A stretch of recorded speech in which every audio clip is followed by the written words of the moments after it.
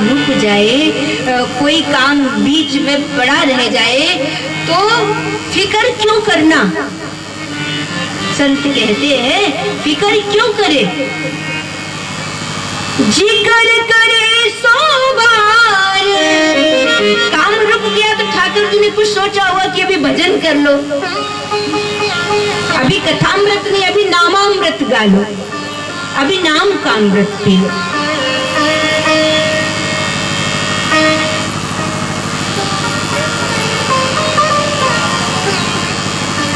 तो जो फिक्र नहीं करते और उस समय में भी ठाकुर के नाम का जिक्र करते हैं। फरीदा बाबा फरीद कहते हैं कि वो उसकी चिंता या उसकी परवाह स्वयं भगवान करता है।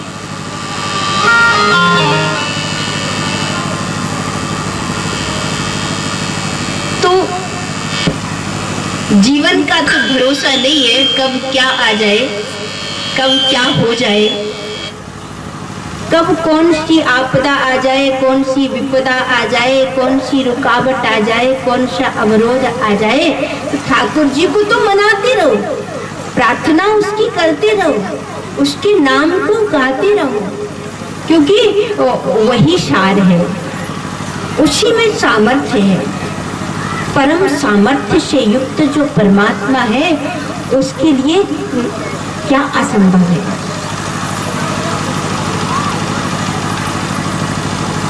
तो फिकर करे सो बावरा, जिक्र करे सो बार। कह फरीदा तू जिक्र कर, फिकर करेगा वो आप। तुझे ठाकुर जी पे छोड़ देता, अब तू जाने और तेरा काम जाने। तो चिंता का सारा दरोमदार वो कहते हैं, कृष्ण ने स्वयं अपनी वाणी से कहा, अनन्यान निश्चिंत्यन्तो माम ये जना पर्युपासते तेषां नित्याभियुक्तानां योगक्षेमं वहाम्यहम्। भगवान कहते हैं अनन्य भाव से मेरा नाम रटते रहो, अनन्य भाव से मेरा चिंतन करते रहो, अनन्य भाव से मेरी याद करते रहो, तुम्हारा सारा योग क्षेम मैं वहन करता हूँ। तो भाव से प्रभु के नाम को गाते हुए हम श्रीमद् भागवत कथा का श्रवण पान कर रहे हैं। भागवत का एक एक श्लोक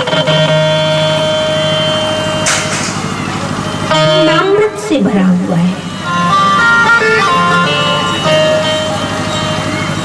सुखदेव जी के कान में गया था तो कुछ बौछार ही गई थी, कुछ बूंदे ही गई थी। अहो बकीयम स्तन काल कूटम जिघांशया पाय यदाप्य साध्वे लेवे गतिम धात्र युचितां ततुन्यम कम वा दयालुं शरणं व्रजेमि। विव्रतवासः कनक कपिशं वैजयन्तीं च मालम। ऐसे प्रभु का स्वरूप का चिंतन, नाम का चिंतन, उनकी करुणा का चिंतन सुख के अंदर जागृत हुआ और वो परीक्षित के सामने आए इसी भागवत को पिलाने के लिए, इस अमृत को पिलाने के लिए। तो परीक्षित को 7 दिन मिले, भय नहीं है उनके जीवन में, भयभीत नहीं है वो, बल्कि उन्हें इसमें भी प्रभु की करुणा दिखाई दी, इसमें भी करुणा दिखाई दी। यही तो भक्त का लक्षण है। भक्त का लक्षण क्या है कि उस पे कोई विपत्ति भी आ जाए ना, भक्त पर कोई कष्ट भी आ जाए तो वो उसे भी कृपा के रूप में ही लेता है, उसमें भी ठाकुर जी की करुणा ही देख लेता है। क्या देख लेता है? ठाकुर जी की उसमें भी करुणा देख लेता है। एक छोटा सा बड़ा ही सुंदर दृष्टांत है कि एक व्यक्ति, उसके पास कोई गाय थी। एक दिन उस गाय को कोई चुरा के ले गया। तो चुरा के ले गया तो शिष्यों को बड़ा दुख हुआ कि भाई गाय चुरा ली गई, अब आश्रम में गाय नहीं है। तो गुरुजी ने कहा कोई बात नहीं, गोबर डालने से मुक्ति मिली। और फिर 2-4 दिन बाद गाय वापस आ गई। वही चोर कुछ सोच समझ करके आश्रम में रात्रि को गाय बांध के चला गया। तो शिष्यों ने कहा गुरुजी गाय वापस आ गई है। तो गुरुजी ने कहा ये तो बड़ी मौज की बात है, अब भरपूर दूध पीने को मिलेगा। दोनों ही परिस्थितियां, गाय थी तो भी खुश है और गाय नहीं है तो भी खुश है। तो ऐसे ही भक्त तो दोनों ही परिस्थितियों में प्रसन्नता बना लेता है। ये भक्त का लक्षण है। भक्त के लक्षणों में एक बात यही होती है कि भक्त जो दास होता है भगवान का, वो भगवान से कभी भी शिकायत नहीं करता है। ये दास का लक्षण है, कभी शिकायत नहीं करता। वैसे तो जीवन शिकायतों से भरा होता है। भगवान आपने ये नहीं दिया, आपने वो नहीं दिया, आपको ये करना चाहिए था, आपने इतना ही किया, इतना ही होने दिया। शिकायतें बहुत होती है, इसलिए भक्ति जीवन में नहीं आ पाती। लेकिन जो दिया, जितना मिला, जितना तुम्हारे पास उसकी कृपा से है, बस उसमें अगर आप परमात्मा को, आप ठाकुर को धन्यवाद दे दो कि तुमने इतना दिया, ये भी क्या कम था। तो ये है भक्त का लक्षण।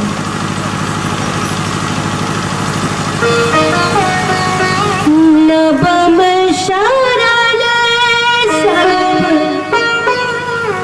भक्त क्या, उसको ज्यादा ये नहीं कि इतना मिला है बस अब आगे क्या होगा, इतना ही तो मेरी जेब में है, अब आगे कैसे खर्चा चलेगा। इतना छोटा सा ही तो मकान है, इससे कैसे पूर्ण पाल लगेगा, परिवार बढ़ेगा। तो ये भक्त को चिंता नहीं होती है। भक्त को, क्योंकि उसे अपने गोविंद पर भरोसा होता है, वो भरोसे में जीता है। जो होगा जैसे भी होगा मेरा प्रभु है। नवम शरण सब सन छलहीना, नवम शरण सब सन छलहीना।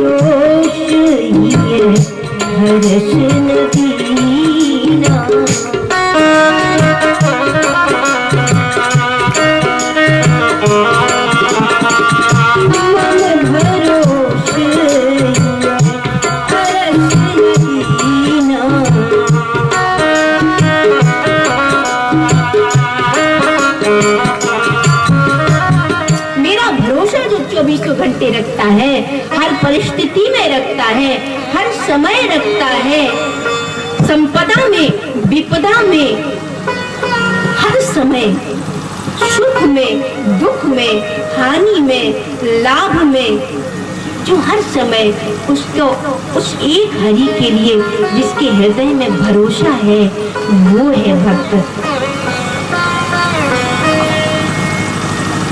जहाँ भक्ति की शुरुआत मैंने कहा था सत्संग और भगवान की कथा से होती है, श्रवण से होती है, शरणागति की शुरुआत। और वही शरणागति का जो एक पराकाष्ठा है, जो उच्चतर स्तर है, वो है ठाकुर जी के पूर्ण भरोसे हो जाना। वो शरणागति का उच्चतम स्तर है। परीक्षित शरण हो चुके थे, पता है 7वें दिन मौत आ जाएगी, 7वें दिन तक्षक नाग मुझे डसेगा, लेकिन उसे भरोसा हो गया परीक्षित को कि अब मुझे परमात्मा के रूप में सुखदेव जी मिल गए, अब कल्याण की फिक्र मुझे नहीं। किसी को बता दो कि तू कल मर जाएगा, तो वो क्या भगवान को याद करने बैठेगा? नहीं। फिर वो क्या करेगा? बोले वो तो अपने बचाव के सारे जतन करने की कोशिश करेगा। मैं क्या करूं जिससे मैं बच जाऊं, मरूं नहीं। मरने से बचने के तो कितने उपाय किए थे रावण ने, मरने से बचने के कितने उपाय किए थे कंस ने, लेकिन मरना तो फिर भी पड़ा। रावण ने भी तो कितने उपाय किए थे। जब रावण ने तपस्या की तो रावण ने कहा मैं मरूं ही ना। ब्रह्मा जी ने कहा ये इसके बदले में तू तो बड़ा पंडित है, बड़ा ज्ञानी है, बड़ा चतुर चालाक है, ये तेरे जैसी बात नहीं हुई। तो ब्रह्मा जी ने कहा तू तो बड़ा चालबाज है, तो कुछ ऐसी चाल चलना। सीधे तो मैं तुझे वरदान नहीं दे सकता कि तू मरे नहीं, सीधा तो नहीं दे सकता, लेकिन तू तो बड़ा चतुर पंडित है, इसलिए तू ऐसा कर कि इस तरीके से मांग ले कि तू अमर हो जाए। अब तेरे अंदर अगर अमरत्व की इच्छा है कि तू मरे नहीं, तो तेरे को जतन करना पड़ेगा। तो रावण बड़ा चालाक था, रावण पंडित तो है, रावण ज्ञानी तो है, लेकिन ज्ञानी और पंडित होते हुए भी बस एक रावण की जो कमी थी वो ये थी कि उसे अपनी योग्यता का अहंकार था, उसे अपनी योग्यता का अभिमान था। योग्यता होना श्रेष्ठकर है, लेकिन योग्यता के साथ नम्रता का अभाव योग्यता को भी विनष्ट कर देता है। अगर आप नम्र नहीं है तो आप कितने भी योग्यता को हासिल कर लें, एक दिन आपकी योग्यता धूमिल पड़ जाएगी। आप कितनी ही विद्या का अर्जन कर ले, कितना ही पांडित्य, कितना ही वेद पुराण शास्त्रों का आप अध्ययन कर ले, लेकिन अगर आपके अंदर नम्रता नहीं है तो आपकी विद्या निरर्थक है। सा विद्याया मदम हंति सा शीर्यार्थि सुवर्षति। वो विद्या क्या विद्या है, वो पांडित्य क्या पांडित्य है जिसमें नम्रता नहीं बढ़ पाई, जिसमें सहजता नहीं बढ़ पाई, जो अहंकार से लबरेज है, जो अहंकार से भरा हुआ है, क्या वो पंडित हो सकता है? नहीं। पंडित की परिभाषा ही कृष्ण ने बता दी, भगवान श्री कृष्ण ने, विद्या विनय संपन्ने ब्राह्मणे गविहस्तिनी सुनि चैव स्वपाके च पंडिता समदर्शिना। पंडित की परिभाषा क्या है? विद्या विनय संपन्ने ब्राह्मणे गविहस्तिनी सुनि चैव स्वपाके च पंडिता समदर्शिना। पंडित वो है जिसके जीवन में समदर्शिता है, जिसके जीवन में नम्रता है, जिसके जीवन में विद्या के साथ, विद्या तो है विद्या लेकिन विनय संपन्न, विद्या के साथ जिसके जीवन में विनम्रता भी है। लेकिन रावण ने क्या, रावण ने तो अपनी चतुराई का खेल खेला और उसने कहा बानर मनुज जाति दुई बारे, हम काहू के मरई न मारे। हम किसी के भी मारे से न मरे, बस बानर और मनुष्य को छोड़ करके।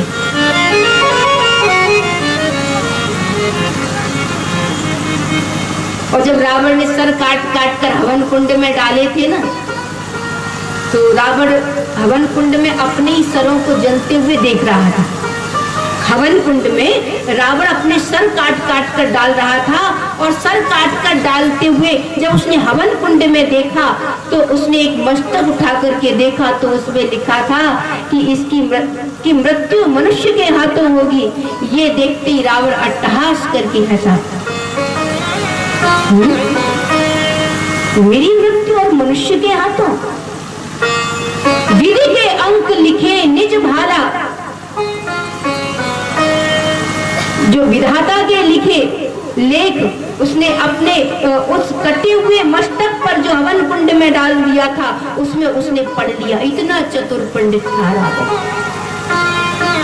कि विधाता के लेख को भी पढ़ सकता था, लेकिन स्थिति और अहंकार ने उसको कहां ले जाकर के खड़ा कर दिया। एक तो 110 शीश स्वान की नहीं, और दूसरा आज परेऊ अनाथ के जैसे। इतनी दुर्गति हुई, इतनी दुर्गति हुई। ये दुर्गति किस कारण से हुई? अभिमान के कारण से हुई, अहंकार के कारण से हुई। लोग सोचते हैं कि पूजा हमारी हो रही है। पूजा आपकी या हमारी नहीं होती, पूजा हमारी नम्रता की होती है। योग्यता पूजनीय नहीं होती, नम्रता पूजनीय होती है। इसलिए योग्यता में विनम्रता का अगर समागम कर दिया जाए तो निश्चित ही वो सच्चे अर्थ में ज्ञानी है, वो सच्चे अर्थ में पंडित है। तो विद्या के साथ विनम्रता रखो। पर आज मानव मात्र का अहंकार इतना चढ़ा होता है कि वो अपने गुणों की प्रशंसा सुन करके आत्ममुग्ध हो जाता है और अभिमान से भर जाता है। लेकिन जीवन में कभी अपने अंदर झांक कर भी देखना चाहिए। परम सत्य के साक्षात्कार के लिए अपने में कभी झांक कर देखो। रावण अपने में नहीं झांक के देखता, सबको देखता लेकिन अपने को नहीं देखता। कई लोग शीशा दिखाने में बहुत माहिर होते हैं, लेकिन शीशा कभी खुद नहीं देखते। एक बार देखकर मुझको 100 नुक्स निकाले मुझ में। कभी कभी हम शीशा देखते हैं, उस शीशे में हम क्या देखते हैं? अपना सौंदर्य देखते हैं, लेकिन अपनी उदारता नहीं देखते। हम कितने उदार हैं। उस शीशे में अपना चित्र देखते हैं हम, लेकिन उस शीशे में अपना चरित्र नहीं देखते। तो हो सके जहां तक दूसरों को शीशा दिखाने से ज्यादा बेहतर है कि हम पहले खुद शीशा देखें। रावण भी कौन बना था? चर्चा आई है थोड़ी रामायण की तो जरूर कहूंगी कि रावण इसलिए बना था, रावण राक्षस इसलिए बना था क्योंकि रावण ने शीशा दिखाया था, देखा नहीं था। ये रावण कौन था? पिछले जन्म में प्रताप भानु था। कौन था? प्रताप भानु था। और यही रावण पिछले समय में कौन था? और ये शंकर जी का गण था। तो वहाँ जब वो रामायण में कथा आती है कि नारद जी के अंदर मोह जागृत हुआ था, माया के प्रताप से ठाकुर जी ने जताया था, तो नारद जी को भगवान ने बंदर बना दिया था। विवाह की इच्छा जगी थी और विश्व मोहिनी से विवाह करने के लिए जब वो आतुर हो उठे तो भरी सभा में पहली पंक्ति पे जाके बैठ गए कि हमारे गले में बरमाला डलेगी। लेकिन उधर शिव जी ने अपने 2 गणों को भी भेज दिया, जाओ जाकर के देखो आज नारद जैसे ज्ञानी, नारद जैसे मननशील मुनि की क्या गति होने वाली है? क्यों? क्योंकि आज उनके अंदर मोह आ गया है, आज उनके अंदर लोभ लालच आ गया है। तो शिव जी के गण गए और गणों ने जाकर के एक ही शब्द कहा कि महाराज, जब आप सभा में आए थे तो आप शीशे में अपना मुंह तो देख लेते। निज मुख मुकुर बिलोकियों जाई, शीशे में कम से कम अपना मुख तो देख लेते। तो जैसे ही ये कहा तो नारद ने देखा गांव के एक तालाब में जल में तो दिखाई दिया बंदर की आकृति थी। तो नारद को क्रोध आया। क्रोध इसलिए आया कि जिन्होंने मुझे शीशा देखने की बात की वो मुझे शीशा दिखा रहे, और मुझे शीशा इसलिए दिखा रहे हैं क्योंकि मुझ में कमियां हैं। लेकिन अगर ये मुझसे उस समय ही कह देते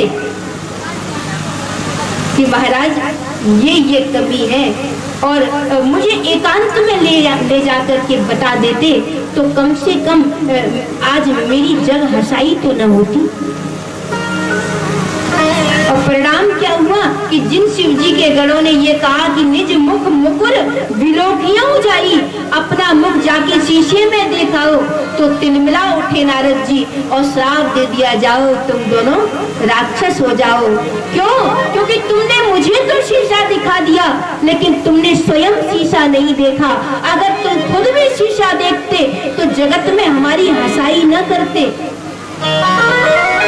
क्योंकि दुर्गुण तो तुम्हारे अंदर भी है और वो दुर्गुण ये है कि तुम दूसरे की सिर्फ हंसी उड़ाना जानते हो।